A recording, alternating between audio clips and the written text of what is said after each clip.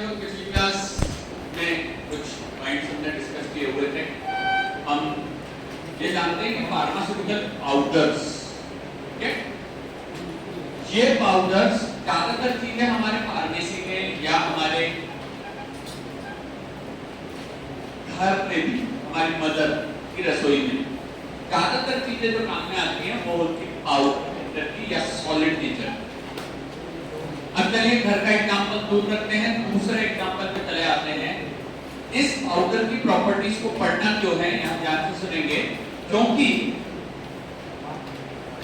ये पाउडर कभी कभार डायरेक्ट शरीर पे अप्लाई करने के काम में आता है, कभी कभार ये पाउडर कैप्सूल्स के अंदर भरने के काम में आता है, कभी कभार इसी पाउडर की हम टैबलेट्स बना देते हैं, और कभी कभार इसी पाउडर का उपयोग करके हम सस्पेंशन या सॉल्यूशन बनाते हैं। सॉल्यूशन बनाने के लिए हमको शुगर सिरप बनाने के लिए किस फॉर्म में मिलता है, पाउडर फॉर्म, और इसीलिए ज्यादातर मटेरियल्स की प्रॉपर्टीज हम फार्मास्यूटिकल पाउडर्स के तौर पर पढ़ते हैं। ये फार्मास्यूटिकल पाउडर्स की दो प्रकार की प्रॉपर्टीज होती है। पहली कहलाती है हमारी फंडामेंटल प्रॉपर्टीज और दूसरी कहलाती है डिराइव्ड प्रॉपर्टीज। इनके कुछ एग्जांपल पिछली बार हमने डे टू डे लाइफ से देखे थे। यहाँ भाई कुछ लोग, कुछ बच्चे इस प्रकार होते हैं जो बहुत ही कम बोलते हैं, उनका नेचर शायद फंडामेंटली शांत रहने का होता है, और कुछ होते हैं जो लगातार बोलते रहते हैं और उसके कारण उनकी डिराइव्ड प्रॉपर्टीज, यानी कितने फ्रेंड्स होंगे या किस प्रकार का वो नेचर बिहेवियर दिखाएंगे, वो डिराइव्ड प्रॉपर्टीज में से हमें पता चलता है। लेकिन इसीलिए क्योंकि हम डिराइव्ड प्रॉपर्टीज को जानना चाहते हैं पाउडर की, इसलिए हमें सबसे शुरुआत में ही फंडामेंटल प्रॉपर्टीज पढ़नी है। अब ये तो फंडामेंटल प्रॉपर्टीज होती हैं। इन फंडामेंटल प्रॉपर्टीज में सबसे पहले आते हैं हमारे पार्टिकल के size and it's distribution. Particle size and distribution. Next वाले पे चलते हैं, दूसरे नंबर पे आते हैं इनके शेप्स, और तीसरा आखिरी होता है सरफेस एरिया। इसमें से अगर हम पार्टिकल साइज देखें तो अलग अलग प्रकार के फार्मास्यूटिकल पाउडर्स होते हैं। उनमें से कुछ होते हैं माइक्रो साइज, माइक्रो रेंज, जो हम घर में आटा, मैदा, सूजी, रवा या दलिया वगैरह यूज करते हैं, वो जनरली माइक्रोन साइज के होते हैं।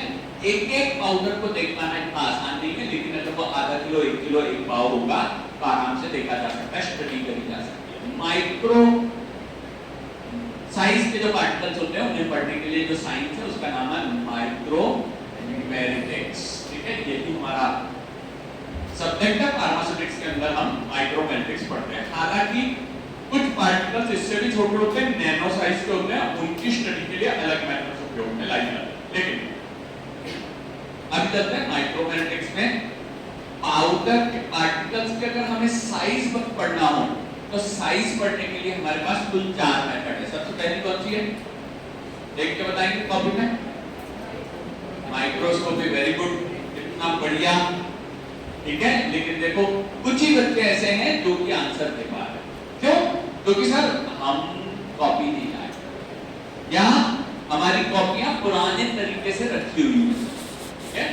बेटा प्लीज, अगर आप यहाँ पे अपना समय दे रहे हो, और जीवन में सबसे कीमती है समय, अगर आप पढ़ाई के लिए समय दे रहे हैं तो ऐसी स्थिति में, ऐसी सिचुएशन में आपको थोड़ी सीरियसनेस रखनी है। 40-40 रुपए की एक रफ बुक आती है और आपको टीचर्स के साथ, टीचर्स के अकॉर्डिंग उन बुक्स को रेडी करना है, और यहाँ आपको आंसर देने के लिए आना है, चुप रहने के लिए नहीं आना है, चाहे आप कॉपी पलट के आंसर।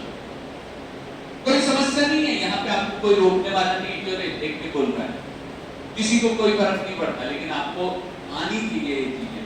इसके लिए हम यहाँ पे अगले पॉइंट पे चर्चा कर रहे हैं।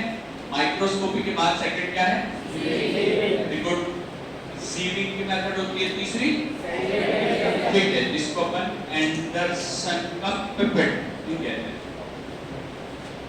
एंडरसन का पिपेट भी उसे कहा जाता है। और सबसे लास्ट में एक मेथड होती है जिसे कहते हैं Coulter counter method. Coulter counter method हाँ जी भैया, इनमें से कुछ मेथड्स ऑलरेडी पढ़ चुके हैं क्या? कौन कौन सी? माइक्रोस्कोपिक सीविंग एंड सेडिमेंटेशन या एंडरसन का पिपेट, ये इतनी चीजें हम पढ़ चुके हैं।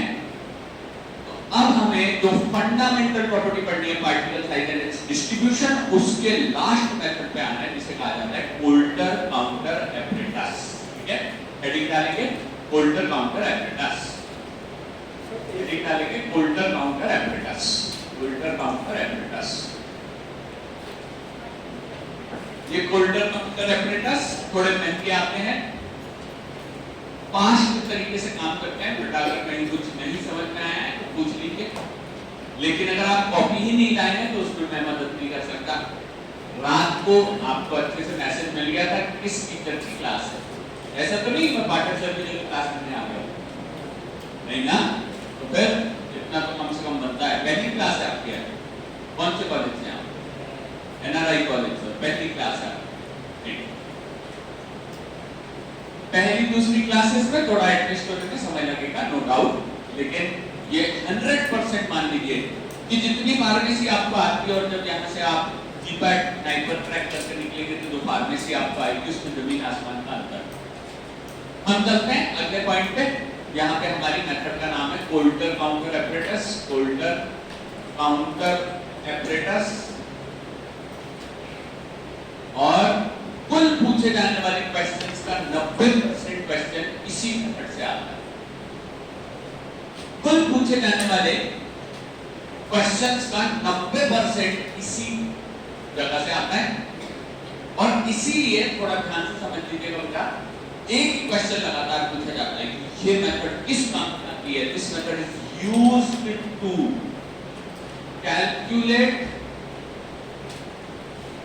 Particle size and volume both. दोनों चीजों को निकालने के लिए अगर किसी मेथड का उपयोग किया जाता है तो वो कहलाती है कोल्टर काउंटर एपरेटस।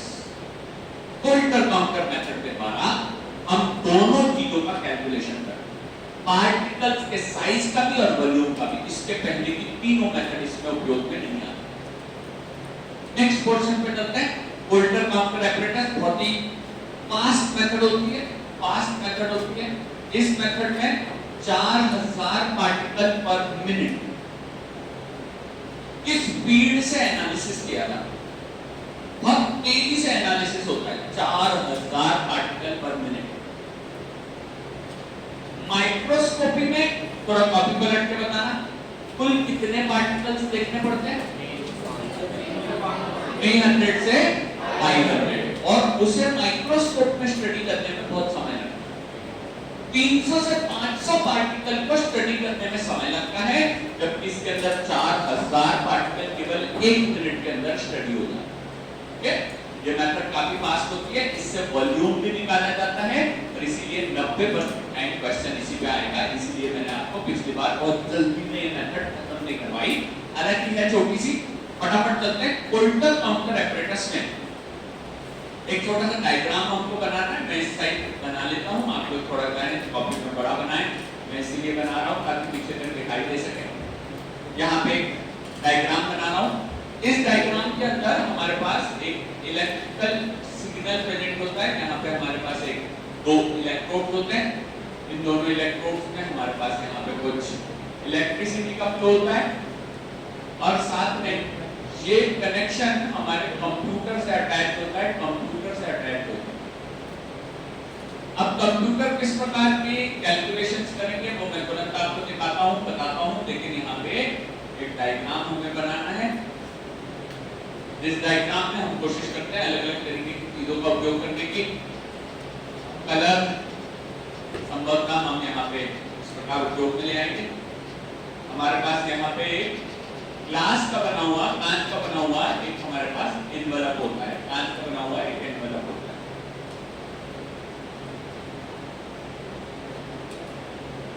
इस एनवलप में नीचे के साइड में एक छोटा सा ओरिफाइस होता है, ओरिफाइस।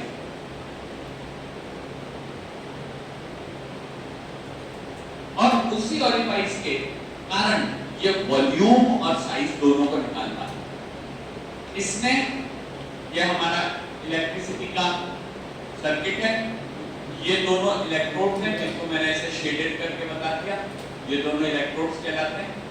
ये इलेक्ट्रोड्स के अलावा बाहर की तरफ भरा हुआ रहता है सॉल्यूशन ऑफ इलेक्ट्रोलाइट्स। इलेक्ट्रोलाइट्स इसके अंदर सॉल्यूशन ऑफ इलेक्ट्रोलाइट्स भरा हुआ है, जिसके कारण ये पूरा बनाया हुआ डायग्राम एक छोटे से गैल्वेनिक सेल की तरह उपयोग में आता है।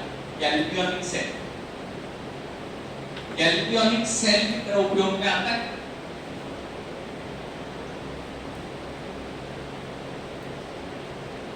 गैल्वेनिक सेल की तरह उपयोग में आता है।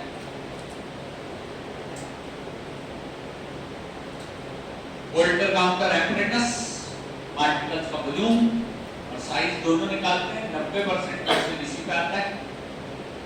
काफी फास्ट मैटर है, गैल्वेनिक सेल पे निर्भर करता है।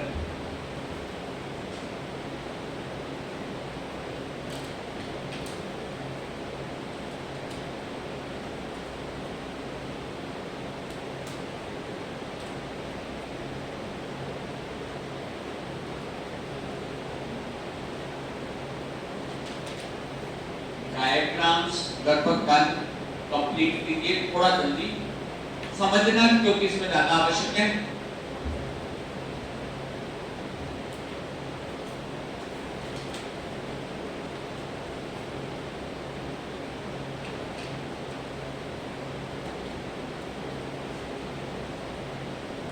चलिए ओके, टाइम अप्स। मुझे एक बात बताइए, क्लास 11वीं के फिजिक्स में, 11th के फिजिक्स में शायद ये नाम हमने कभी सुना होगा, जिसे कहा जाता है गैल्वेनिक सेल। इसमें ऐसा कहा जाता है कि भैया दो इलेक्ट्रोड्स के बीच में सर्किट जब तक पूरा नहीं होता तब तक बल्ब नहीं जलता। ठीक है, वो बीचों बीच में मैंने यहाँ पे एक बल्ब लगा दिया है, ये एक सेल है और इसके बीच में इलेक्ट्रिसिटी का सर्किट केवल तब पूरा हो सकता है जब इसके यहाँ पे जब हम सॉल्यूशन ऑफ इलेक्ट्रोलाइट्स कर। सर इलेक्ट्रोलाइट्स क्या होता है? मान लीजिए NaCl, मान लीजिए CaCl2, मान लीजिए जिंक सल्फेट, किसी भी प्रकार का ऐसा मटेरियल जो कि पानी में जाकर के दो भागों में टूट जाता है, पॉजिटिव और नेगेटिव दोनों प्रकार के चार्जेस बनते हैं। बोर्ड पे देखिए अपना, ये सर्किट अगर पूरा हो जाए तो इलेक्ट्रिसिटी का बल्ब जलने लगेगा, यानी कंप्यूटर को कुछ ना कुछ इंफॉर्मेशन जानने लगेगी। ठीक है सर, ये ब्लू कलर में यहाँ क्या बनाया है सुनिए बेटा। मुझे ऐसा लगता है कि काफी सारे कॉलेजेस में आजकल थोड़े बहुत लैब्स प्रैक्टिकल चालू हो चुके हैं और कॉलेजेस को सर्वाइवल के लिए वो जरूरी है। मुझे एक बात बताइए, क्या आपने कभी आपके कॉलेज में पीएच मीटर देखा है? हाँ, बहुत सारे बच्चों ने देखा हुआ है। और पीएच मीटर में ना बाहर की तरफ एक कांच का इस प्रकार का बल्ब बना रहता है जिसको अंग्रेजी में एनवेलप कहते हैं। ठीक है, जिसको अंग्रेजी में वो टेस्ट ट्यूब जैसे दिखता है, नीचे की तरफ ऐसा बल्ब टाइप का बना हुआ रहता है और उसको इंग्लिश में अपन कहते हैं क्या, वो एक एनवेलप कहलाता है। ठीक है, अपने को ये जरूरी नहीं कि उसको क्या कहा जाता है, वो आपके लैब में पूछा जाएगा, उसका भी यहाँ कोई ज्यादा लेना देना नहीं है। लेकिन हाँ, इलेक्ट्रिसिटी के क्वेश्चन जब हम पढ़ाएंगे फार्मास्यूटिकल्स की टीम, तो आपको सब कुछ क्लियर कर दिया जाएगा। लेकिन सुनो, इस एनवेलप में नीचे के तरफ में एक यहाँ पे ये प्रेजेंट है, छोटा सा जो मैंने बनाया, इसे कहते हैं ऑरिफाइस। इसे कहते हैं ऑरिफाइस। ये ऑरिफाइस का मतलब होता है छोटा सा छेद। और अगर किसी कांच के एनवेलप में एक छेद कर दिया जाए तो लिक्विड उस छेद से अंदर घुस जाएगा। ऑरिफाइस से लिक्विड अंदर चला जाएगा और ये लिक्विड उस लेवल तक आ जाएगा जिस लेवल पे बाहर के तरफ में लिक्विड प्रेजेंट है। इस प्रकार से दोनों ही तरफ यहाँ पे लिक्विड बैलेंस में आ जाएगा और ये सर्किट इलेक्ट्रिसिटी का कंप्लीट हो जाएगा। बस अब करना क्या है, अब हमें इसका पार्टिकल साइज निकालना है। कैसे, एक बात बताइए सुनिए, क्या हमें किसी भी लिक्विड का पीएच निकालने में पूरे दिन भर एक्सपेरिमेंट करना पड़ता है कि जल्दी हो जाता है? जल्दी हो जाता है सर। उसके नीचे सॉल्यूशन लगा, एक बटन चालू करो, अचानक से रीडिंग आ जाती है। तो ये मेथड बहुत फास्ट है। इस मेथड में बहुत जल्दी से एनालिसिस होते हैं। बस करना क्या होता है, कि जो सैंपल हमारे पास आया है, देख लीजिए, मान लीजिए टेस्ट ट्यूब है और इसके अंदर सैंपल आया, कौन सा, किसका निकालना है, पार्टिकल साइज। मेथड का नाम क्या है, अभी वाली Coulter counter method. Coulter counter method में इस मटेरियल का अपन ने उपयोग किया और मैंने यहाँ पे ये सैंपल डाल दिया। ओके, तो सैंपल डालते से इसके अंदर के सारे पार्टिकल्स, हमने सैंपल यहाँ डाला। अभी पहले ये बताइए सैंपल डालते से आपको क्या लगता है इस एनवलप के अंदर कितने पार्टिकल पहले से प्रेजेंट होंगे जिनका साइज निकालना है? तो इसके अंदर कितने पार्टिकल प्रेजेंट होंगे जिसका साइज निकालना है? हमने यहाँ से सैंपल डाला, 0, बिल्कुल भी नहीं होगा सर, कुछ भी पार्टिकल उसके अंदर प्रेजेंट नहीं होंगे। तो जब कहीं इन पार्टिकल्स की मात्रा अधिक होती है और एनवलप के अंदर पार्टिकल्स की मात्रा अगर कम होती है तो मटेरियल हमारा यहां से यहां मूव होता है। इस मूवमेंट को कहा जाता है डिफ्यूजन। डिफ्यूजन का मतलब क्या होता है? Movement from, correct, movement from higher concentration to lower, movement from, लिख लीजिएगा बेटा जरूरी है, movement from higher concentration to lower concentration तो कहा जाता है डिफ्यूजन। ये जो लाल कलर के पार्टिकल्स हैं, ये पार्टिकल्स बाहर ज्यादा थे, एनवलप के अंदर कम थे, इसलिए ये मूव होकर के इस एनवलप के अंदर जाएंगे। इस एनवलप के अंदर जाएंगे तो एनवलप के अंदर जाने से इसकी इलेक्ट्रिसिटी के फ्लो में कुछ रेजिस्टेंस उत्पन्न होगी। ठीक है, ये थोड़ा सा फिजिक्स का वर्ड है क्योंकि भैया हमारे सब्जेक्ट का नाम भी फिजिकल फार्मेसी है, इसीलिए रेजिस्टेंस, इलेक्ट्रिसिटी के फ्लो में होने वाले बदलाव रेजिस्टेंस कहलाते हैं। और पार्टिकल जितना बड़ा होगा रेजिस्टेंस भी उतना ही अधिक आएगा और इसीलिए ये कंप्यूटर डिटेक्ट करने को जिस प्रकार का डेटा हमको देता है, इसकी स्क्रीन पे, इसके आउटपुट पे हमें कुछ इस प्रकार का डेटा दिखाई देता है। तो ये लाइन किस चीज की है? ये लाइन रेजिस्टेंस को निर्भर कर रही है, रेजिस्टेंस को बता रही है। ठीक है, जितनी बड़ी लाइन होगी मतलब पार्टिकल का वॉल्यूम उतना बड़ा है, पार्टिकल का साइज उतना बड़ा है। इस प्रकार से हम लोग इसके साइज के आधार पर कैलकुलेट करते हैं। ये क्या दिखा रही है? ये जितनी बड़ी होगी उतना ही बड़ा पार्टिकल हमारे पास होगा। ये पार्टिकल के साइज को कैलकुलेट करने की मेथड है, इसमें कंप्यूटर की मदद ली जाती है। ये बहुत तेजी से काम करता है, ये बहुत तेजी से काम करता है। 1 मिनट में 4000 पार्टिकल स्कैन कर देता है। 1 मिनट के अंदर 4000 पार्टिकल स्कैन कर देता है। छोटे वाले जो लाइंस है वो छोटे पार्टिकल्स को रिप्रेजेंट कर रहे हैं, जो बड़े वाले लाइंस है वो बड़े पार्टिकल्स को रिप्रेजेंट कर रहे हैं। हम आगे चलते हैं। ये वाला पोर्शन, ये वाला मटेरियल यहाँ पे लगभग कंप्लीट। हमने हमारे पार्टिकल्स का एनालिसिस कोल्टर काउंटर मेथड से कर लिया। इलेक्ट्रिसिटी का सिग्नल के बंद होते से ही 4000 पार्टिकल्स के होते से ही हमें रिजल्ट मिल जाता है कि कितने पार्टिकल क्या साइज रेंज के प्रेजेंट है। Coulter counter apparatus complete. चारों तरीके के पार्टिकल साइज निकालने के मेथड हो गए कंप्लीट। ठीक है, अब हम आगे चलेंगे, लेकिन उससे पहले एक छोटा सा हेडिंग डालेंगे, methods for determination of particle size of nano size range. मैं लिख देता हूं बोर्ड पे, कोई दिक्कत नहीं है, लेकिन यहाँ प्लीज फिर से समझ लीजिए। सॉल्यूशन ऑफ इलेक्ट्रोलाइट का जो लाल कलर के पार्टिकल डाले गए वो पार्टिकल एनवलप के अंदर गए, जिससे इलेक्ट्रिसिटी के फ्लो में रेजिस्टेंस उत्पन्न हुआ और उसी रेजिस्टेंस के आधार पे कंप्यूटर ने हमको कोल्टर काउंटर से रिजल्ट दे दिया। अगला हेडिंग क्या डालना है? Methods for nano particle size.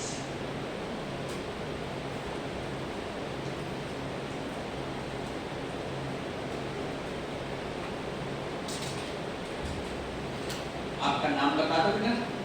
हाँ, रजनीश। पेट की बात करेंगे रजनीश, लेकिन एक छोटी सी बात बताइए, आता सभी को है 10 टू द पावर -9 यानी कितना होता है? कितना होता है ये? नैनोमीटर। और 10 टू द पावर -6 यानी माइक्रोमीटर। ठीक है, 10 to the power -3 sir decametre. 3 -3। चलिए अच्छी बात है, ये जानकारी हमको होनी चाहिए। ये वैसे 9th 10th 11th 12th में आपके टीचर्स ने पढ़ाई होगी। 1 metre 10 to the power -3 metre 10 to the power -6 metre 10 to the power -9 metre 10 to the power -10 metre 10 to the power -12 metre. ये कॉन्सेप्ट आपको बताते हुए हम आगे चलेंगे बेटा। 1 मीटर हमें पता है कपड़ा नापने की यूनिट यहाँ पे प्रेजेंट होती है। दूसरी बात करते हैं, इसको कहा जाता है बेटा मिलीमीटर। Millimetre okay. सेंटीमीटर 10⁻² होता है, मिलीमीटर होता है 10⁻3 और माइक्रोमीटर होता है 10⁻⁻6। इसे हम कहते हैं नैनोमीटर और इसे हम कहते हैं एंगस्ट्रॉम, इसे हम कहते हैं पिकोमीटर।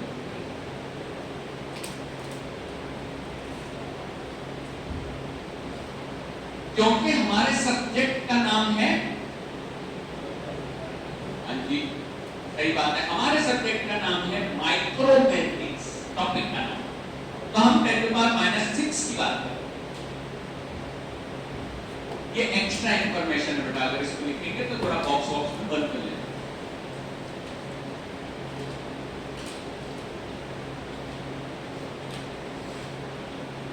चलिए ध्यान देंगे आप, फटाफट लिखना हो गया, थोड़ा हाथ तेजी से चलाएंगे। आप यंग स्टूडेंट्स हैं, लिखने में बिल्कुल आलस नहीं। लेकिन बात आगे की मुझे ये बता दीजिए कि क्या आपके मेरे बीच में माइक्रो ऑर्गेनिज्म प्रेजेंट है? दिखते क्यों नहीं? क्योंकि सर हमारे देखने की कैपेसिटी इतनी छोटी नहीं है कि उसको देख सके। क्वेश्चन है पुराना, बता दीजिए हमारे आंखों से हम नॉर्मली क्या मिनिमम साइज का पार्टिकल देख सकते हैं? करीब 40 माइक्रोमीटर तक का पार्टिकल हम हमारी आंखों से देख सकते हैं। क्वेश्चन बदल रहा हूं, केवल एक ही बच्चा नया है, बाकी सबको एक क्वेश्चन आता है, आंसर कॉपी में लिख करके देखिए। यहाँ पे आलस में कूलर की हवा खाने नहीं आए हैं, यहाँ पे अपने को आंसर देने होंगे। ठीक है, क्वेश्चन बस ध्यान से सुनिए और ये बताइए कि माइक्रोस्कोप से मिनिमम कितना पार्टिकल देखा जा सकता है? 0.2। बिल्कुल ठीक है बेटा। और सीविंग से कितने पार्टिकल मिनिमम सेपरेट किए जा सकते हैं? इससे छोटे पार्टिकल सेपरेट नहीं हो सकते। ये भी सही है बेटा, 40 माइक्रोमीटर। आगे चलते हैं, वोल्टर काउंटर में ऐसा कुछ भी नियम नहीं। ओके, अब बेटा इतने बड़े तो हो गए कि हमें ये चेक नहीं करने की आवश्यकता पड़े कि आपकी कॉपी भी लाए हो कि नहीं लाए, क्योंकि यही चेक करते बैठेंगे तो फिर पढ़ाएंगे लिखाएंगे कब? अभी भी बहुत सारे बच्चे साथ करना है हमको, आकर बस बोलना कुछ ही नहीं है हमको, क्योंकि कॉपी लाए नहीं है ना? क्योंकि कल रात को पता ही नहीं था अपने को कि कौन सी सर की क्लास लगने वाली है। उनकी क्लासेस, उनकी कॉपियां तो कोई काम नहीं है। ये अप्रोच थोड़ा बदलना है। फटाफट चलते हैं। जैसे हमारे बीच के माइक्रो पार्टिकल्स या माइक्रो ऑर्गेनिज्म हम आंखों से नहीं देख पाते, उसी प्रकार के माइक्रोस्कोप भी नैनो पार्टिकल्स को नहीं देख पाते। इसीलिए हम आगे चलेंगे। नैनो पार्टिकल्स को देखने के लिए 3 मेथड होती है। पहली मेथड का नाम होता है डायनामिक लाइट स्कैटरिंग, और इसमें बेटा इसी साल GPAT 2023 में क्वेश्चन आया।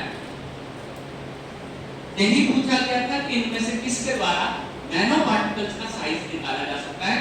शुरुआत के 3 ऑप्शन थे, माइक्रोस्कोपी, दूसरे नंबर पे दिया होता सीविंग, तीसरे पे दिया था एंडरसन का पिपेट। तीनों से नहीं निकाल सकते, इसकी मेथड कहलाती है डायनामिक लाइट स्कैटरिंग। अब सर ये नैनो पार्टिकल क्या होते हैं? ये 7th सेमेस्टर के अंदर पढ़ाया जाएगा, वहां पे NDDS नाम का एक चैप्टर है। ओके, अगले पोर्शन पर चलते हैं बेटा। यहाँ पे 2 मेथड और होती है जिनको कहा जाता है स्कैनिंग, इलेक्ट्रॉन माइक्रोस्कोपी, ब्रैकेट में लिखना पड़ता है SEM, सेम। और तीसरे नंबर पे लास्ट मेथड आती है transmittance. Transmittance electron microscopy, bracket में लिखते हैं 10। ये 3 मेथड से नैनो पार्टिकल्स के साइज निकाले जा सकते हैं।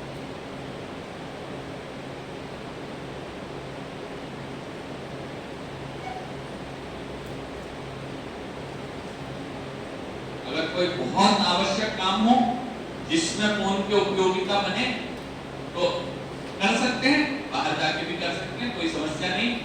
लेकिन क्या है, बाकी यहाँ पर बस पढ़ने लिखने आए तो ज्यादा अच्छा है। बाकी मोबाइल तो घर पर भी चलाते हैं और इतना कोई आवश्यक कार्य नहीं है कि यहाँ पे जिसको 1 घंटे के लिए रोका नहीं जा सकता। चल ये कंप्लीट, यहाँ पे नैनो पार्टिकल्स का मैंने कंप्लीट बता दिया। बेटा कीवर्ड 2023 में क्वेश्चन आया था, इसे रब कर देते हैं। ये नैनो पार्टिकल्स की मेथड्स कंप्लीट होकर के अब हम बात करेंगे distribution of the particles. Distribution of the particle size and it's distribution. इस प्रकार का हमारा टोटल चैप्टर का नाम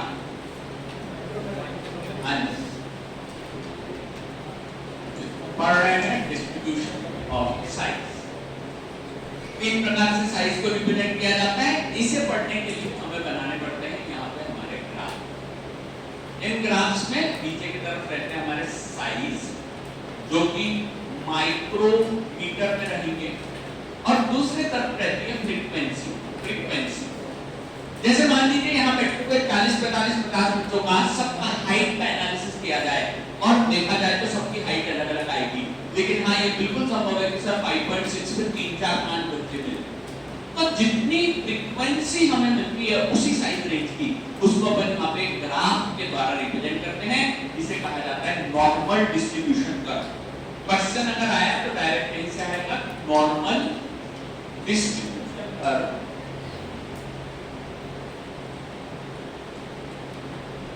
नॉर्मल डिस्ट्रीब्यूशन कर्व का शेप किस प्रकार होता है, यहां देखिएगा। इसके शेप जो होते हैं वो शेप होते हैं इसके बेल शेप।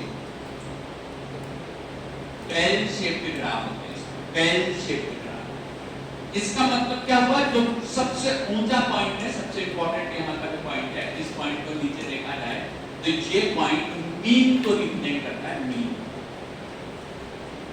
आप बिल्कुल संभव है, हो सकता है हम सभी जितने लोग बैठे हैं तो हो सकता है हमारी हाइट का एवरेज शायद 5.8 आए। बिल्कुल ये संभव है कि इनमें से कुछ पार्टिकल्स या कुछ लोगों की हाइट इससे कम होगी और कुछ की हाइट इससे अधिक भी होगी। ये मीन देखिएगा, ये बिल्कुल संभव है कि यहाँ बैठे हुए 20, 25, 50% पार्टिकल्स की हाइट शायद 5.8 होगी, लेकिन कुछ ऐसे 10% पार्टिकल्स भी होंगे जिनकी हाइट थोड़ी अधिक या थोड़ी कम हो सकती है। यहाँ पे हम बात कर रहे हैं बहुत ही कम पार्टिकल ऐसे होते हैं जिनकी हाइट या साइज बहुत छोटा, और ये बहुत ही कम पार्टिकल ऐसे होते हैं जिनका साइज बहुत बड़ा। आगे चल रहे हैं, ये नॉर्मल डिस्ट्रीब्यूशन कर्व कहलाते हैं। इसमें जो 4000 पार्टिकल्स का डेटा था वो कंप्यूटर एनालिसिस करके इस प्रकार का कर्व हमको दे देता। अब डिस्ट्रीब्यूशन में कभी कभार आवश्यकता के अनुसार दो प्रकार की और चीजें देखी जाती है। एक कहलाते हैं नॉर्मल डिस्ट्रीब्यूशन कर्व और दूसरे कहलाते हैं cumulative distribution curve. Cumulative distribution curve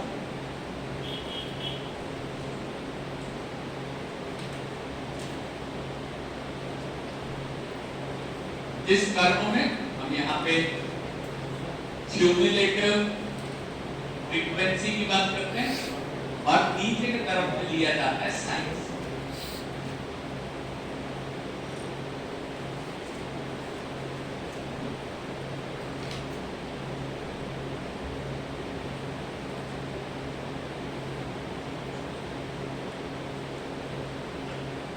चलिए फटाफट आगे की तरफ चलते हैं। इस तरफ मैं कुछ दो चीजें आपको समझाने वाला हूं, वहां पे क्या कर्व का शेप रहेगा अभी बात करेंगे। लेकिन पहले चलते हैं आपके बी फार्मा के रिजल्ट के बारे में चर्चा करेंगे और रिजल्ट के साथ साथ यहाँ पे दो वर्ड्स लिखे हुए हैं। देखिए बेटा, रिजल्ट आपकी क्लेवरनेस के पैमाने नहीं बताता, लेकिन हाँ रिजल्ट ये जरूर बताता है कि आप कितनी एक्टिवली आपको मिली हुई चीजें करते हैं। समझ लीजिए बेटा, फिर से समझ लीजिए, इसमें कोई बहुत खास लिखने के लिए नहीं है। लेकिन सर हमारा रिजल्ट सेकेंड सेमेस्टर का या थर्ड सेमेस्टर का जो कुछ भी हमारा रिजल्ट आया, अब बहुत ज्यादा उसकी डीप स्टडी नहीं करेंगे, लेकिन वो रिजल्ट ये नहीं बताता कि हम कितने स्ट्रांग है, बस ये बताता है कि आप सेकंड सेमेस्टर या थर्ड सेमेस्टर के मिले हुए सब्जेक्ट्स, अगर आपको कोई टास्क दिया जाए, सर क्या टास्क मिला, फिजिकल फार्मेसी 1 पढ़ना, तो वो टास्क आप कितनी ईमानदारी से करते हो, उसको आपका ये रिजल्ट बता। कि सर हमारे को ऑर्गेनिक मिला, सीजीपीए मिला, या हमारे को एसजीपीए मिला, रिजल्ट की बात कर रहे हैं। कोई बता सकता है क्या एसजीपीए और सीजीपीए में एस क्या रिप्रेजेंट करता है? एस ये होता है सेमेस्टर, बिल्कुल करेक्ट बात है। यानी उस 5 थ्योरी और 4 प्रैक्टिकल में जो आपने थर्ड सेम में दिए, उसके अंदर आपको कितने नंबर मिले वो रिप्रेजेंट किया जाता है एसजीपीए। और कोई बताएगा what do you mean by CGPA? और ये बेटा क्यूमुलेटिव, क्यूमुलेटिव जो वर्ड यहां लिखा है ना क्यूमुलेटिव, इसीलिए वो समझा रहा हूं कि ये आता कहां से, क्यूमुलेटिव। ओके, अब प्लीज ध्यान से सुनिए, क्यूमुलेटिव का मतलब होता है आपके फर्स्ट सेम का रिजल्ट, आपके सेकंड सेम का रिजल्ट, आपके थर्ड सेम का रिजल्ट, सब कुछ मिला जुला करके जो एवरेज बनता है वो कहलाता है सीजीपी। जब आप 8th सेमेस्टर तक पहुंच जाओगे, 8th सेमेस्टर में जितने मार्क्स मिले वो कहलाएंगे, और जब पूरे 8 सेमेस्टर के मार्क्स का एवरेज निकाला जाएगा तो वो कहलाएगा।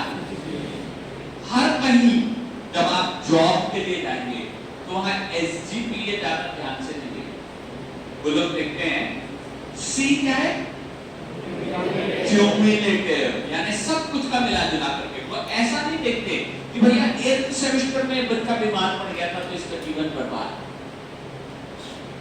वो ये देखते हैं कि 4 साल बीमार करते समय आपने कितनी ईमानदारी से अपना काम किया। बेईमानी से करोगे तो गड़बड़ हो जाए, ठीक है। आपको जो टास्क कंपनी देने वाली है, क्यों देगी? ताकि आपको सैलरी मिल सके और उनकी कंपनी चल सके। तो जब वो टास्क आपको दिए जाएंगे तो वो टास्क आप कितनी ईमानदारी से करते हो वो चेक करने के लिए आपको यहाँ पे ये एनालाइज किया जाता है ना, एसजीपीए यानी सेमेस्टर में मिले हुए ग्रेड और सीजीपीए यानी क्यूमुलेटिव। देखो यहाँ पे नॉर्मल डिस्ट्रीब्यूशन कर्व का मतलब होता है कि सर कितने लोगों को कितनी हाइट है, लेकिन यहाँ पे इसका मतलब ये होता है कि कितने लोग इससे बड़े हैं। यहाँ क्यूमुलेट होना पड़ता है। यहाँ पे 10 पार्टिकल के बाद 20 हो गए, 30 हो गए, 40 हो गए, 50 हो गए, सबका पार्टिकल साइज निकाला जाता है। और यहाँ पे जो कर्व आता है उसके शेप रहते हैं बेटा सिग्मोइडल। बस कॉम्पिटिटिव एग्जाम में यही क्वेश्चन पूछे जाएंगे, सर हमें तो सेमेस्टर में मार्क्स अच्छे लाना है, तो ऐसे 6 कॉपी के ग्राफ उतार करके आ गए, लेकिन केवल लाइनें मत खींचना, ये लेफ्ट हैंड और राइट हैंड एक्स और वाई एक्सिस में जो लिखा है वो जरूर लिख करके आना, क्योंकि अगर वो नहीं लिखोगे तो सामने वाला टीचर बोलेगा भाई एक टॉपिक पे पढ़ना था उतना भी पढ़ के नहीं आया। क्या मतलब? आजकल के बच्चों के एटीट्यूड अलग हो गए। सर हमारा दोस्त नहीं पढ़ता, मैं क्यों पढ़ूं? सर उसके आ जाते मेरे क्यों नहीं आएंगे? अरे भैया उसने स्कूल से लेकर के कितनी पढ़ाई करी है आपको थोड़ी पता है। आपको ये थोड़ी पता है कि भैया वो किस प्रकार से लिख रहा है, उसकी राइटिंग कैसी है, उसमें कितने ग्राफ बनाए, क्या टेबल किया। और ये भी हो सकता है कि आपकी किस्मत इतनी अच्छी नहीं हो कि उसकी कॉपी किसी ऐसे ही टीचर के पास चली जाए और आपकी कॉपी बहुत अच्छे टीचर के पास चली जाए। कई बार बहुत सारी चीजें रहती है ना, आपको बस केवल ये समझाना चाह रहा हूं कि ये शेप्स आपको हम बना करके आने हैं, और इसका जो सब मिडिल पॉइंट है ऊपर और नीचे का, ये इस बार बी मीन को रिप्रेजेंट करता है। ये मीन को बताता है, मीन यहाँ ये पॉइंट मीन को बताता है, यहाँ ये पॉइंट मीन को बताता है। इस मीन को हम कई बार डी मीन या डायामीटर मीन भी कहते हैं, इसे हम डायामीटर मीन भी कहते हैं। पार्टिकल्स रैंडम शेप के हो सकते हैं। पुराना क्वेश्चन है, लिखते लिखते भी आंसर दे सकते हो। सॉलिड, लिक्विड और गैस में से किसके मॉलिक्यूल सबसे ज्यादा मूव करते हैं? और किसके बिल्कुल मूव नहीं करते? किसके थोड़े बहुत मूव करते हैं? जब थोड़े बहुत मॉलिक्यूल्स मूव करते हैं, यहां देखिएगा, तो जब सैलून वाले भैया प्रेशर से पानी को हमारे चेहरे पे फेंकते हैं, तो वो आने वाला पानी तुरंत मूवमेंट करके ड्रॉप में बदल जाता। वो ड्रॉप्स परफेक्टली स्फेरिकल होते हैं, लेकिन अगर हम किसी पाउडर को फेंक दें तो उसके मॉलिक्यूल मूव नहीं करते, वो जिस शेप का था वैसे का वैसा रहता है।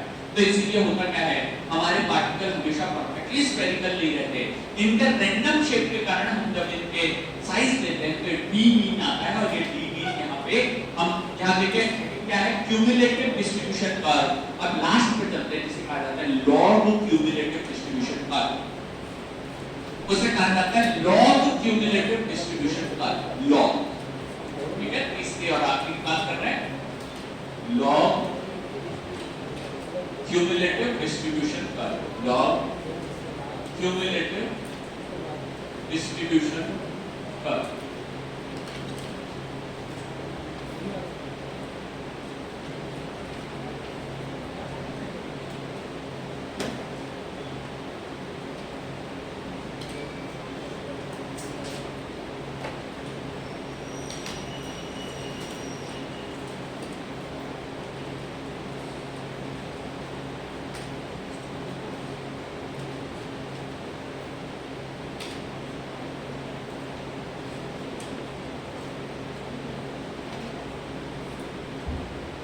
इसके शेप लीनियर आते हैं, लीनियर सबसे सीधी रेखा में चलते हैं,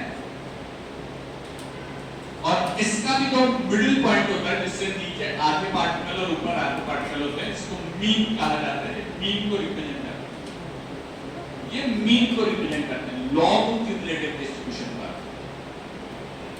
तो डिस्ट्रीब्यूशन लिखा है, शॉर्ट में लिख दिया मैंने, आप लोग पूरा लिखेंगे डिस्ट्रीब्यूशन का। आगे चलते हैं, तीनों क्वेश्चंस हैं मेरे पास आपके लिए। पहले मेरे क्वेश्चंस एक दो हो जाए, उसके बाद बेटा तुम्हारे क्वेश्चन पे भी आते हैं। मुझे एक बात बताओ, हमारे को एक सैंपल आया, सुनो तुम लोग सब, मान लीजिए किसी बड़ी इंडस्ट्री में लग गए, सन फार्मा। क्या कोई बता सकता है सन फार्मा सबसे बड़ा फार्मास्यूटिकल इंडस्ट्री का मेन रिसर्च एंड डेवलपमेंट का हेडक्वार्टर कहां है? सर इंदौर में है? नहीं, इंदौर में मैन्युफैक्चरिंग प्लांट है सन फार्मा, बेसिकली बड़ोदरा गुजरात की कंपनी है। ठीक है, इसमें वो जो दिलीप संघवी हैं, इंडिया के ही बने हुए बहुत बड़े फार्मासिस्ट हैं, और उन्होंने शायद हमारा जो ये बड़ौदा में एक यूनिवर्सिटी एमएस बड़ौदा, उससे कई साल पहले काम पढ़ाई की।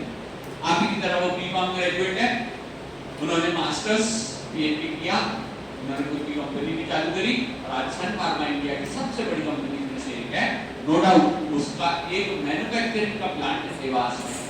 ठीक है, देवास यानी इंदौर और देवास के बीच में ही है सन फार्मा का प्लांट।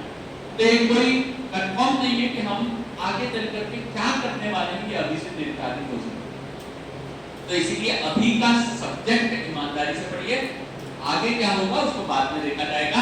हम यहाँ बात कर रहे हैं, मैं आपसे एक क्वेश्चन पूछना चाहता हूँ, ये तीनों साइज कैसे निकाले जाते हैं?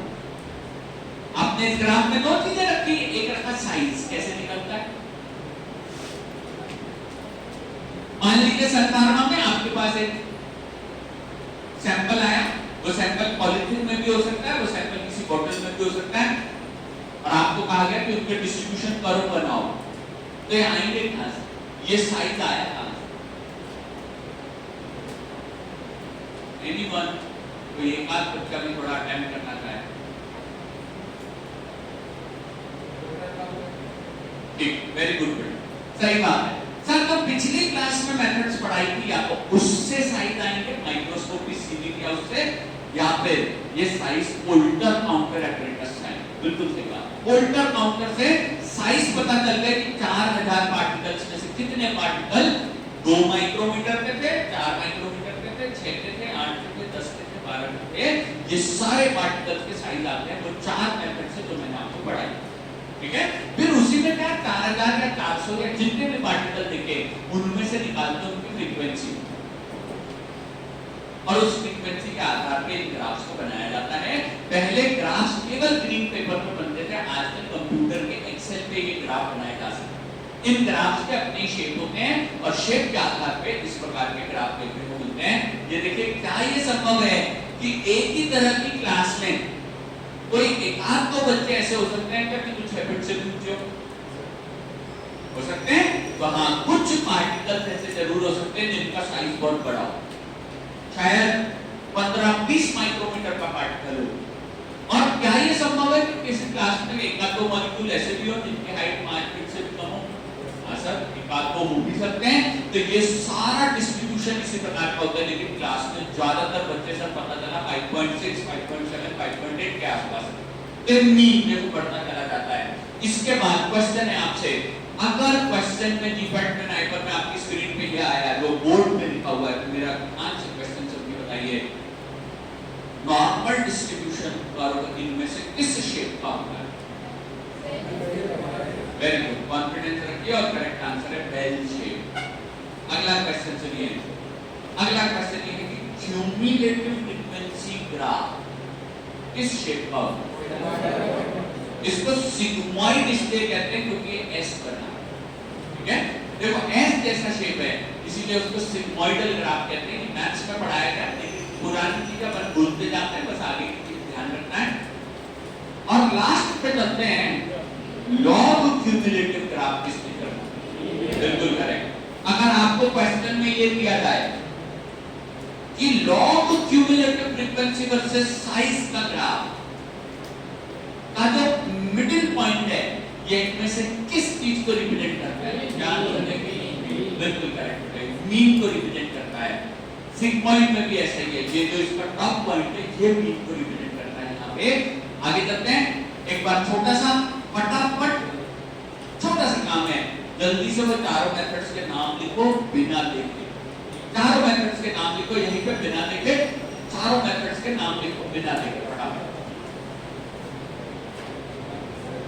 बोलो, बढ़िया, अच्छा क्वेश्चन है, मैं बताते हैं। बेटा तुम भी कुछ क्वेश्चन पूछ रहे थे, बताओ। सर जो मीन वैल्यू जो है सर तीनों में सेम जगह पे है सर, इससे हम डिफरेंस बता सकते हैं कि तीनों में मतलब मीन वैल्यू का क्या मतलब है उसमें? ठीक, बता, वो भी बता, बड़ी लिख दिए, चारों मेथड हो गई।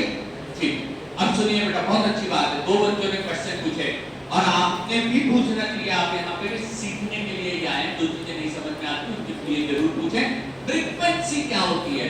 ये मैथ्स की एक वैल्यू है ना, जो रिपीटेशंस को रिप्रेजेंट करती है, रिपीटेशन को रिप्रेजेंट करती है। ध्यान सुनिए, मान लीजिए चुनाव का माहौल चल रहा है और इस चुनाव के माहौल में मान लीजिए कि यहाँ यादव के टी स्टॉल के सामने खड़े होकर के एक न्यूज रिपोर्टर ने 100 लोगों से पूछा कि भैया आप किसे वोट देना चाहिए, और अगर उसमें से 50 लोगों ने कहा कि एक ही आंसर है, हम तो इसको वोट देंगे, तो भी XYZ, तो वो कहलाएगी उसकी फ्रीक्वेंसी 50%।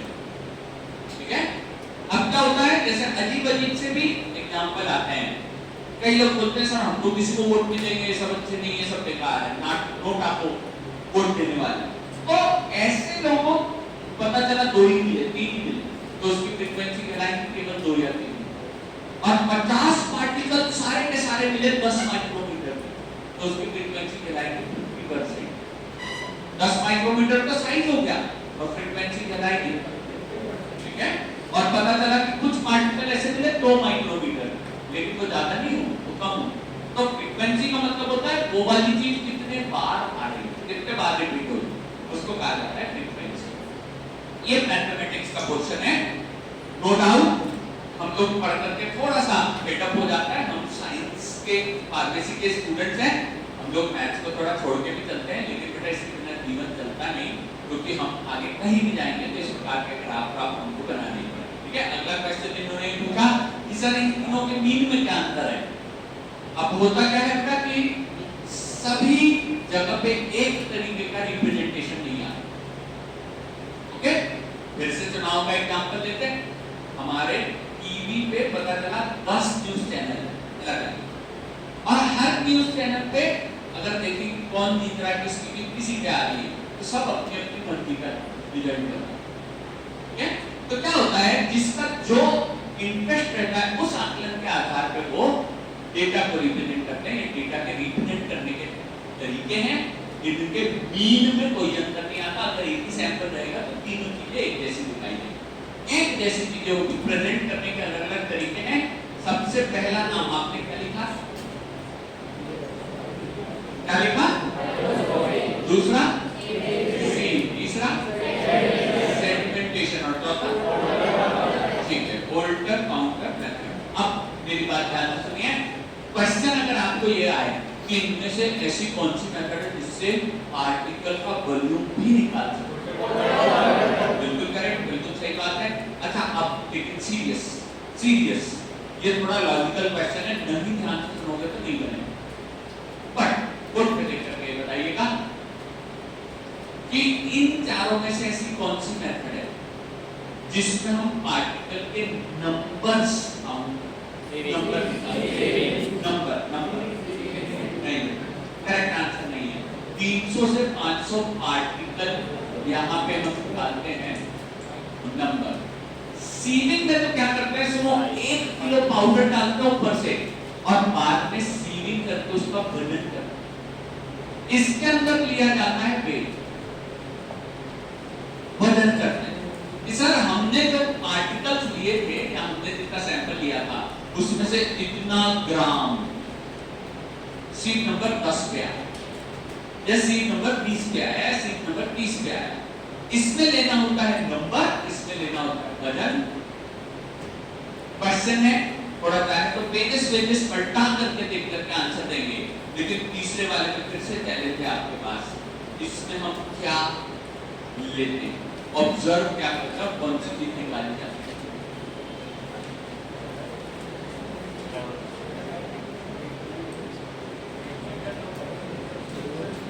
क्वेश्चन फिर से बोलता हूं ना, सेडिमेंटेशन की मेथड में जो पार्टिकल्स रहते हैं उसमें हम क्या कैलकुलेट करते हैं? सही बात है, बिल्कुल सही बात है। कैसे बोला है, क्यों बोला तुमने?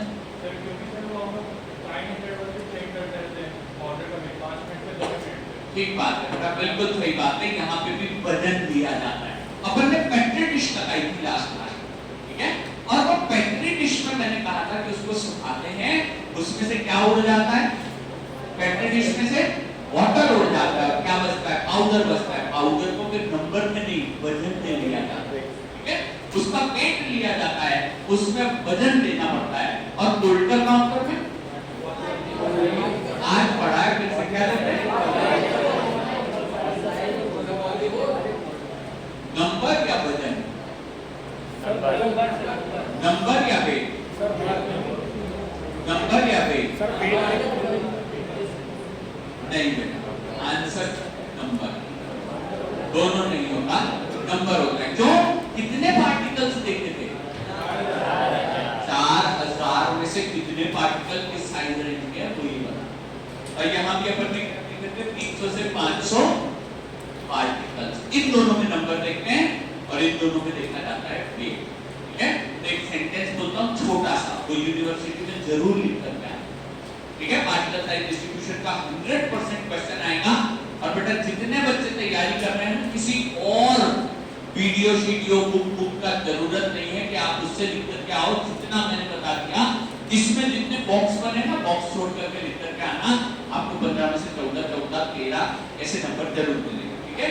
अगर आपने जितना मैंने बताया पूरा लिख करके आए तो 15 में से 14 मिलेंगे। 15 में से 15 टीचर जनरली देते नहीं है, तो उन्हीं पे क्वेश्चन उठते हैं कि भाई कैसे तुमने पूरे के पूरे नंबर दे दिए, बच्चे ने ऐसा क्या लिख दिया कि पूरे नंबर दे दिए। इसके लिए करीब करीब 14 नंबर मिलेंगे अगर जो मैंने बताया उतना लिख करके आएंगे। थोड़ी प्रैक्टिस करनी पड़ेगी, कॉपियों को पलटाते रहेंगे। किसी किसी में नंबर लेते हैं, किसी किसी में वजन लेते हैं, स्टार लगा करके पॉइंट लिखना। पार्टिकल साइज डिस्ट्रीब्यूशन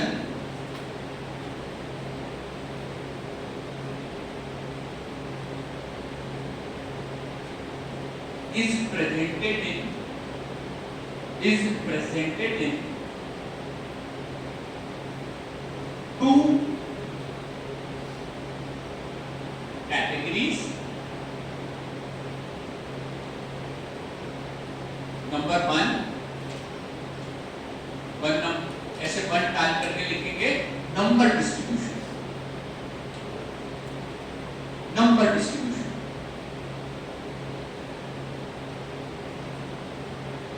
2 और सेकंड डाल करके लिखेंगे wait distribution.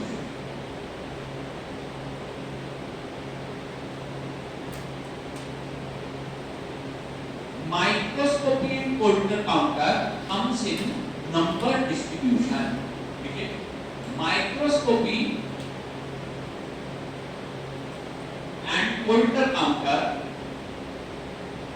comes under number distribution. Microscopy and Coulter counter comes under number distribution.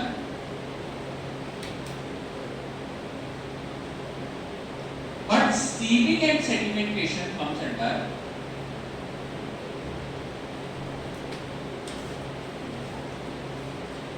weight distribution.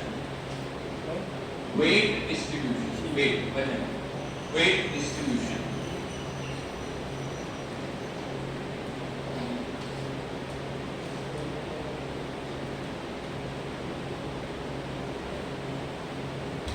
चलिए सेंटेंस कंप्लीट हो चुका है।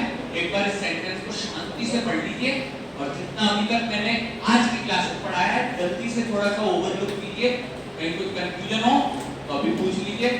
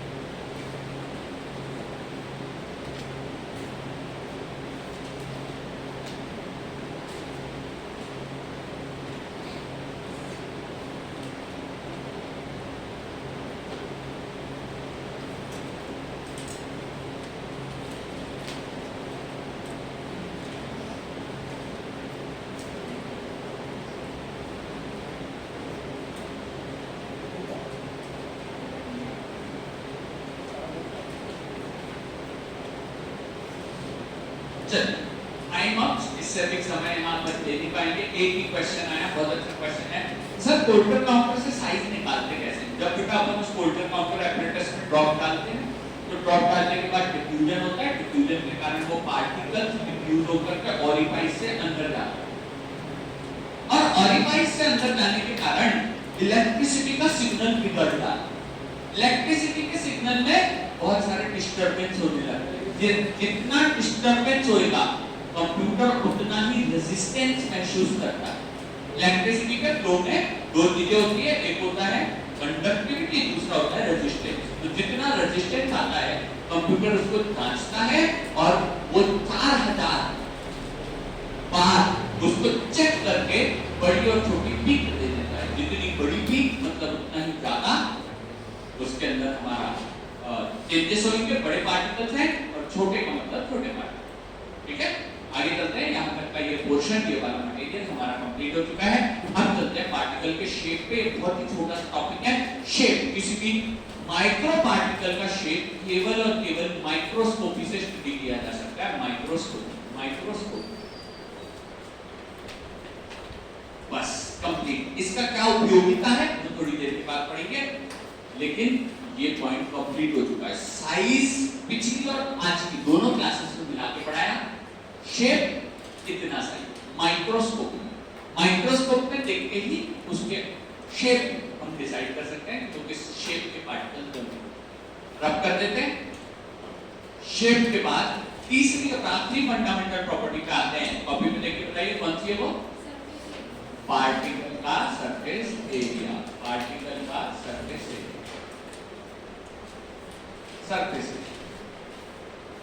सरफेस एरिया और सरफेस एरिया के आधार पे हमारे मटेरियल के बदल जाते हैं डिसोल्यूशन। सरफेस एरिया के आधार पे बदल जाते हैं डिसोल्यूशन।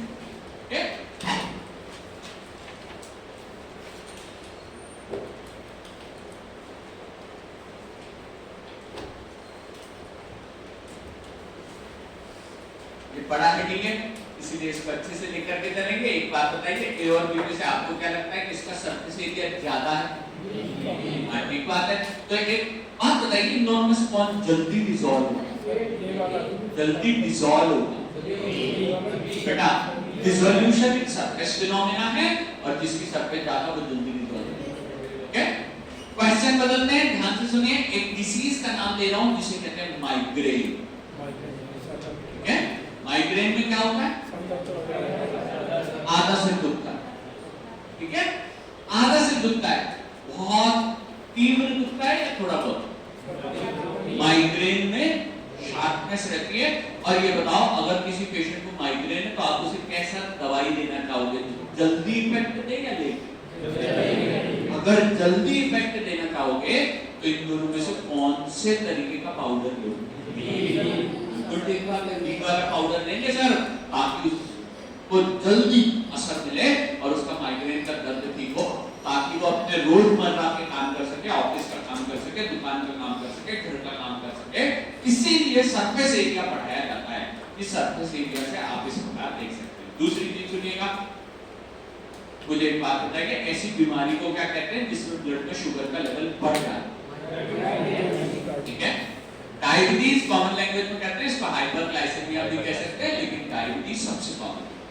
और अगर आपने कोई मेडिसिन दिया, मान लीजिए इंसुलिन दिया, तो ब्लड में शुगर का लेवल, अगर आपने इंसुलिन जल्दी दे दिया तो शुगर का लेवल हाइपोग्लाइसेमिया में पहुंच जाए। तो आपको डायबिटीज के पेशेंट को ड्रग बहुत फास्ट देनी है या कंट्रोल्ड? ऐसे फॉर्मुलेशन को कहते हैं कंट्रोल्ड ड्रग डिलीवरी सिस्टम। और ए और बी में से कौन सा लेना? बिल्कुल ठीक है। इसीलिए हमें पाउडर के सरफेस एरिया का ज्ञान होना चाहिए कि कौन सी बीमारी के लिए किस प्रकार का मटेरियल हमको यहाँ देना। तो आगे चलते हैं, इसको रब कर देते हैं और यहाँ पे पार्टिकल साइज निकालने की मेथड्स की बात करते हैं। दो मेथड्स उपयोग में आती है। Particle size can be determined by two methods. इसमें दो मेथड्स काम में आती है। Particle size is calculated by two methods. दो मेथड से इसको निकाला जाता है। पहली मेथड कहलाती है जिसे कहते हैं एयर एडसॉर्प्शन मेथड,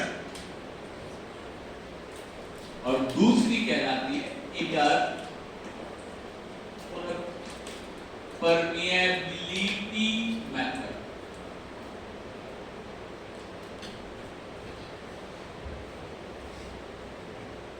ध्यान से देखना, दोनों जगह एयर नाम जुड़ा हुआ है, कॉमन है, बस अंतर पड़ता है एडसॉर्प्शन और परमिएबिलिटी। सामान्यतः इसमें मैच द कॉलम जैसे क्वेश्चन आते हैं, यूनिवर्सिटी में नहीं, जीपैट नहीं बनता।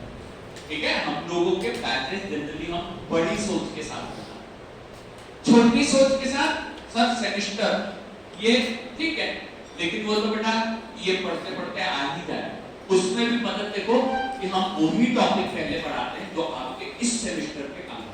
ठीक है, आपको दोनों तरफ इसका फायदा मिलना चाहिए। एयर एडसॉर्प्शन मेथड में ध्यान से लिखना, इसमें उपयोग में आने वाली मेथड का नाम होता है, या सॉरी इक्वेशन का नाम होता है बेक इक्वेशन। बेक इक्वेशन यहां काम में आता है।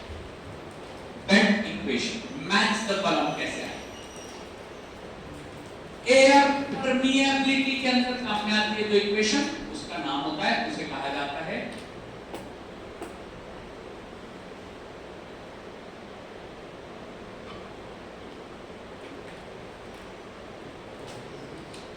एक बात है प्रोनाउंसिएशन, इंग्लिश हिंदी मीडियम के बच्चे अलग अलग करते हैं। आउज़लीज इक्वेशन कहें या आउज़लीज इक्वेशन कहें, बात एक ही है। स्पेलिंग यही रहेगी VOISULLI अपॉस्ट्रोफी S, आउज़लीज इक्वेशन। ठीक है, तो मैथ्स का कॉलम इसी प्रकार से आते हैं बेटा कि कौन सी चीज कहां पे किस प्रकार से उपयोगी है। एयर एडसॉर्प्शन कब होता है, एयर परमिएबिलिटी कब होती है, ये दोनों मेथड आगे चलते हैं। छोटा सा हेडिंग डालेंगे air adsorption. Air adsorption, air के एडसॉर्प्शन इसमें उपयोग में आने वाले एपरेटस का नाम है क्वांटा सोर्ब एपरेटस। अभी अभी मैंने आपको बताया था ये एक सरफेस फिनोमेना है और इसीलिए देखो दोनों क्या वर्ड कॉमन आ रहा है, तो ज्यादा मुश्किल नहीं होगी, मैच का फॉर्म आसान बन जाता, यहां ज्यादा समस्या नहीं होती कि एयर एडजॉर्प्शन में क्वांटा सोर्ब एपरेटस का उपयोग हो। जो एयर काम में आती है, जो गैस काम में आती है, उसका नाम है नाइट्रोजन की गैस। नाइट्रोजन क्यों? इनर्ट गैस हमारे एटमॉस्फेयर में भरपूर मात्रा में अवेलेबल है, लगभग 70% के आसपास केवल नाइट्रोजन है। ये नाइट्रोजन काफी इनर्ट है, बहुत जल्दी रिएक्शन होने की देती। सर एक बात बताओ, हीलियम नियॉन ऑर्बिटल टॉन वो भी तो इनर्ट है, वो क्यों नहीं लेते? लेकिन यहाँ पे एक फायदा है, ये जो नाइट्रोजन की गैस है ना, इसके बीच में प्रेजेंट होते हैं ट्रिपल बॉन्ड, और ये ट्रिपल बॉन्ड जिसमें से एक सिग्मा और 2 पाई बॉन्ड है, ये एड्सॉर्प्शन में मदद करते हैं। ठीक है, तो एक छोटा सा डायग्राम बनाएंगे, इसमें यहाँ पे हमारे पास एक पार्टिकल बना देंगे और इस पार्टिकल में हर जगह N2 एड्सॉर्ब करवानी है अपने को। ये एड्सॉर्प्शन होता है यहाँ पे, जहां कहीं भी नाइट्रोजन की अवेलेबिलिटी होती है, ये नाइट्रोजन एक मोनोमॉलिक्यूलर लेयर इस पर बना देता है। हालांकि इससे मिलता जुलता एक कॉन्सेप्ट आपने पिछले फिजिकल फार्मेसी में भी पढ़ा होगा, जिसको इंटरफेशियल फिनोमेना में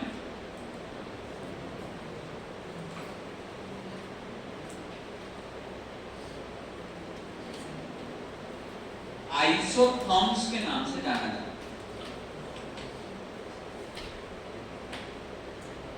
अब देखो ये गैस जो होती है ना, ये पेनिट्रेट अच्छे से कर सकती है, ये अंदर तक पेनिट्रेट कर जाती है। क्वांटा सोर्ब एपरेटस बढ़िया अंदर तक पेनिट्रेट कर जाती है। रैंडम शेप बनाया था मैंने, जब इस पे नाइट्रोजन दी जाएगी तो इनर्टनेस के कारण वो सभी जगह पे इस प्रकार एब्जॉर्ब हो जाती है। ये पार्टिकल का शेप है। अब अपन बनाएंगे क्वांटा सोर्ब का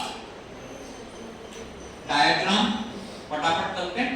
क्वांटा सोर्ब में दो प्रकार के, दोनों आजू बाजू हमारे पास यहाँ पे रखने पड़ते हैं हमारे को चेम्बर्स, लगभग बराबरी के चेम्बर, बहुत ज्यादा अंतर नहीं, दोनों को बीच में से कनेक्ट करेंगे, लगभग बराबरी के चेम्बर्स, दोनों को बीच में से कनेक्ट करेंगे।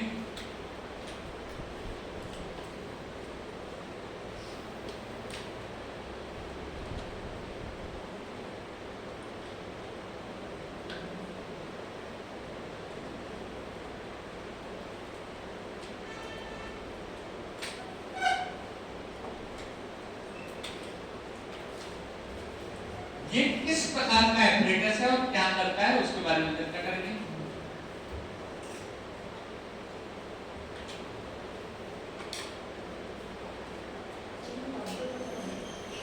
नहीं बेटा, साइज पढ़ चुके हैं, अब अपन निकालना है सरफेस का एरिया।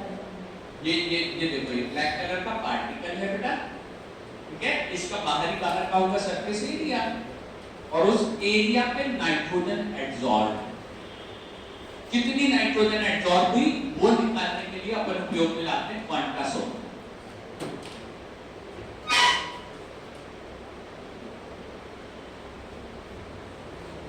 इसके अंदर यहाँ पे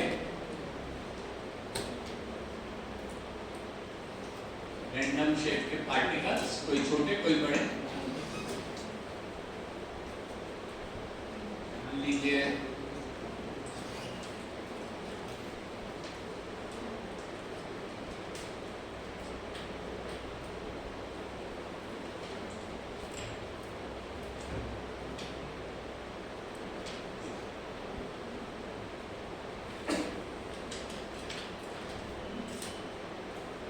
और स्टेटमेंट लिखेंगे बेटा इस डायग्राम के थोड़ा सा नीचे। पहले स्टेटमेंट लिख लीजिए, surface area of 1 gram powder is called as surface area of 1 gram powder is called as specific surface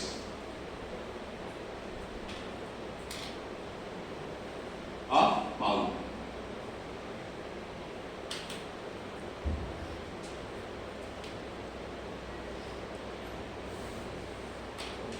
Surface area of 1 gram powder is called as specific surface of powder.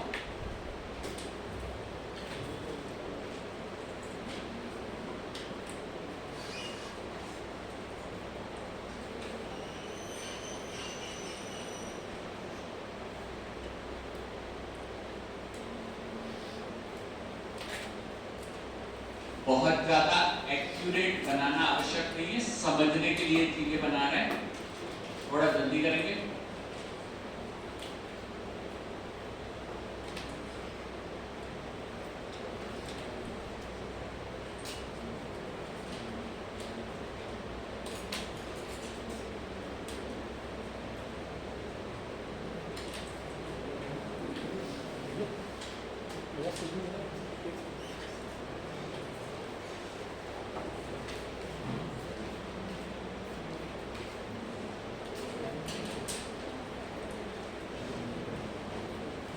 चलिए time ups, ध्यान से सुनिएगा बेटा। जब हम लोग micromeritics की research कर रहे होते हैं तो हमारे पास कुछ सैंपल में पाउडर आता है, तो पता चला बड़ौदा में एक सन फार्मा की कंपनी है, उसने हमको 10 ग्राम पाउडर भेज दिया कि भैया इसकी पूरी स्टडी करके बताओ।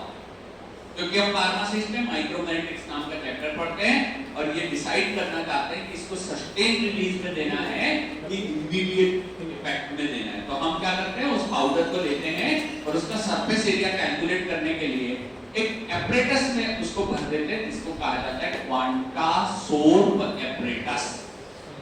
इस एपरेटस में ये वाला जो साइड है, इसमें जो ब्लैक कलर के पार्टिकल भरे गए हैं, ये है हमारा पाउडर। ये क्या है, पाउडर। और कितना पाउडर है, 1 ग्राम। 1 ग्राम का सरफेस एरिया क्या कहलाता है, वेरी गुड, स्पेसिफिक सरफेस। अब देखिए बेटा, ये 1 ग्राम के पाउडर के बीच में कुछ जगह भी होगी, क्योंकि पाउडर के बीच में कुछ न कुछ जगह प्रेजेंट रहती है। आप देखिएगा बोर्ड पे कि सर इसमें कितनी नाइट्रोजन एब्जॉर्ब हो सकती है, ये चेक करने से पहले इसमें प्रेजेंट होने वाली एयर को निकालना पड़ेगा। एयर निकालने के लिए चलाते हैं वैक्यूम, ओके।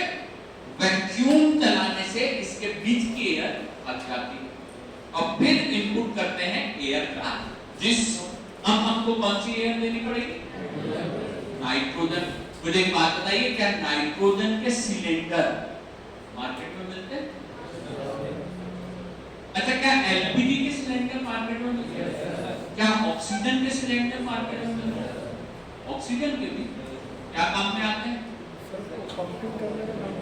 हाँ सर, हॉस्पिटल में, ठीक है, पेशेंट्स को लगाने के काम में आते हैं। और भी कई जगह वो जहाँ वेल्डिंग वगैरह होती है ना, वहाँ पे भी ऑक्सीजन के सिलेंडर काम में आते हैं। लेकिन हाँ, एलपीजी के सिलेंडर हमारे घरों में काम में आते हैं खाना बनाने के लिए। ऑक्सीजन के सिलेंडर और नाइट्रोजन के सिलेंडर, ध्यान से सुनिए, इनका उपयोग आता है चिप्स के पैकेट पैक करने में। ये नाइट्रोजन बहुत आराम से मिलती है, क्योंकि एटमॉस्फेयर में बहुत सारी नाइट्रोजन प्रेजेंट है, बस उसमें से ऑक्सीजन निकालनी, कम करना है और नाइट्रोजन भेज देनी। तो नाइट्रोजन के सिलेंडर मिलते हैं। पहले वैक्यूम लगा करके इसके बीच में एक गैप बनाया, उसके बाद एक एयर एंट्री करी, वो कौन सी थी, नाइट्रोजन, और वो नाइट्रोजन को इसके अंदर में जगह मिल गई, भर दिया, ठीक है। लेकिन हाँ सर, अभी गारंटी नहीं है कि नाइट्रोजन सब जगह एब्जॉर्ब हो गया हो, तो हम क्या करते हैं, थोड़ा सा ये चलाते हैं। ये यहाँ पे बनाया हुआ है मैंने पिस्टन। ये क्या बनाया हुआ है, पिस्टन। पिस्टन क्या होता है सर, जब अपन अपनी साइकिल में हवा भरते थे तो जिस प्रकार उसको प्रेस किया जाता है वो क्या जाता है, पिस्टन। उस पिस्टन के कारण हल्का सा प्रेशर क्रिएट होता है और उसके कारण ये नाइट्रोजन और अच्छे से अंदर चल जाए। उस प्रेशर को चेक करने के लिए जिस मशीन का उपयोग किया जाता है वो कहलाती है ये कहीं पढ़ेंगे कहाँ पे भाई? हाँ ठीक बात है सर, इंजीनियरिंग के चैप्टर में हम लोगों ने पढ़े हुए हैं जिनको कहा जाता है क्या, मैनोमीटर। ये प्रेशर नापते हैं। सर क्यों लगा रहे हो प्रेशर, क्यों नपवा रहे हो? क्योंकि हमने यहाँ मिश्रण वगैरह लगाया है जिससे नाइट्रोजन की कुल कितनी मात्रा इसके अंदर भर चुकी है ये यहाँ पे चेक किया जाता है क्वांटासोर्फ एपरेटस। ये डायग्राम कंप्लीट हो चुका है, इससे हमें पता चल जाता है कि कितना नाइट्रोजन एब्जॉर्ब हुआ होगा। सरफेस एरिया, क्वेश्चन सुनना, अगर सरफेस एरिया ज्यादा है तो नाइट्रोजन कितना लगेगा, ज्यादा या कम? ज्यादा लगेगा। और अगर सरफेस एरिया कम है तो नाइट्रोजन भी कम ही लगेगा। इस प्रकार इसको कैलकुलेट किया जाता है एयर एब्जॉर्प्शन मेथड। इक्वेशन पढ़ के बताना कौन सी है, बेट इक्वेशन। हालांकि ये बेट इक्वेशन तीन साइंटिस्ट के नाम पे है, इन तीनों का नाम बुक में दिया हुआ है ब्रूनर, इमेट, टेलर, लेकिन ज्यादा आवश्यक नहीं है, इसके लिए नहीं लिखा है। जब कभी भी आएगा तो शॉर्ट फॉर्म में ही क्वेश्चन पूछा जाएगा। तो तीन साइंटिस्ट ने मिलकर के ये एयर एब्जॉर्प्शन का मेथड बनाया था, इसको ब्रूनर, इमेट, टेलर मेथड कहा जाता है। ये इक्वेशन क्या इक्वेशन है, उतनी ज्यादा डीप में पढ़ने की जरूरत नहीं है। ये जब अपन कभी एम फार्मा वगैरह करेंगे, हाइपर वाइपर में जाएंगे, जब डिटेल में पढ़ेंगे, हमारे लिए बस इतना जरूरी है कि सरफेस एरिया निकालने वाली मेथड का नाम है क्वांटासोर्फ एपरेटस। मेथड कहलाती है एयर एब्जॉर्प्शन मेथड। इसके अंदर नाइट्रोजन का उपयोग किया जाता है, इसमें उपयोग में आने वाली इक्वेशन को कहते हैं बेट इक्वेशन। दैट्स इट, बस सब कुछ खत्म हो चुका है। क्वांटासोर्फ एपरेटस यहां कंप्लीट हो जाते हैं।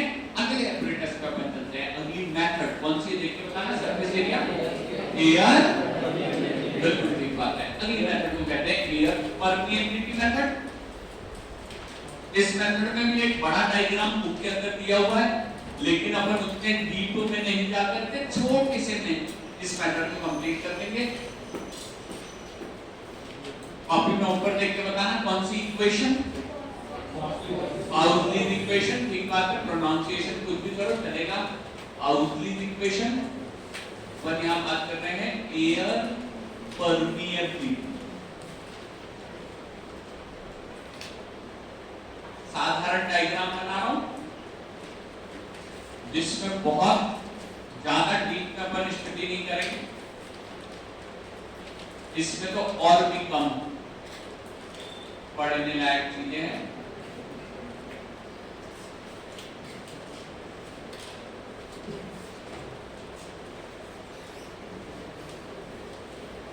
एयर की परमिएबिलिटी, पाउलीज इक्वेशन। बुक के अंदर थोड़ा डीप डिटेल डायग्राम बना है, मैं समझाने के लिए केवल साधारण डायग्राम आपको बता रहा हूं, अलग से कोई पढ़ने की जरूरत नहीं है। जितनी चीजें मैंने पढ़ाई ये सारे क्वेश्चन जब आप यूनिवर्सिटी में लिख के आओगे तो मोर देन 30-40 नंबर मिलेंगे ही।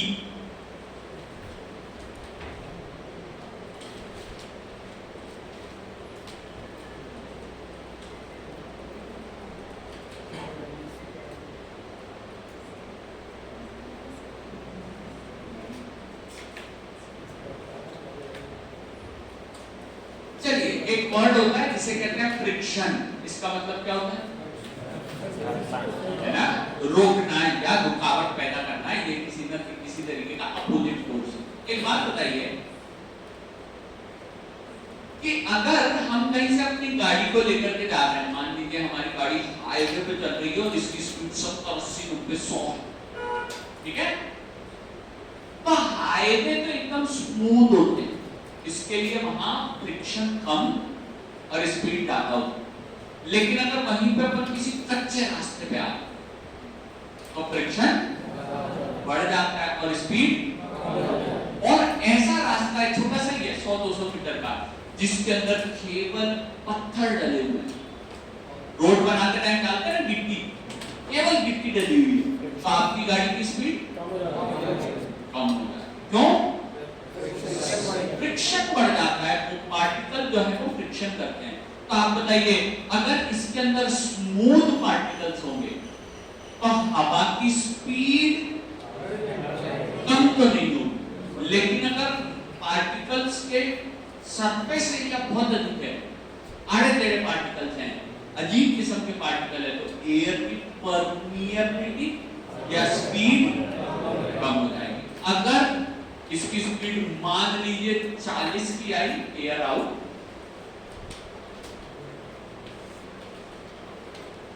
तो इसका मतलब यहाँ से बहुत है ना, फ्रिक्शन ज्यादा है।